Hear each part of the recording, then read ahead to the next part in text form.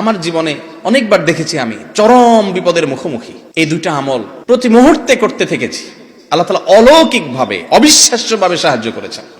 আপনি যদি চান আল্লাহ আপনার সব দোয়া কবুল করুক। আপনি যদি বিপদে পড়ে যান দেখবেন সাথে সাথে আল্লাহ তাআলা বিপদ দূর করেছেন। এটা অনেক বড় ইবাদত ভাই, অনেক বড় সওয়াবের কাজ। আপনি যদি চান আল্লাহ আপনার সব দোয়া কবুল করুক তো আপনি দুরূদ শরীফ পড়বেন। আপনি যদি বিপদে পড়ে যান সবচেয়ে বেশি দুরূদ শরীফ পড়বেন, দেখবেন সাথে সাথে আল্লাহ তাআলা বিপদ দূর করেছেন। দুটি আমল, দুরূদ আর ইস্তেগফার, আমার জীবনে অনেকবার দেখেছি আমি চরম বিপদের মুখোমুখি এই দুইটা আমল প্রতি মুহূর্তে করতে থেকেছি। আল্লাহ তাআলা অলৌকিকভাবে অবিশ্বাস্যভাবে সাহায্য করেছেন।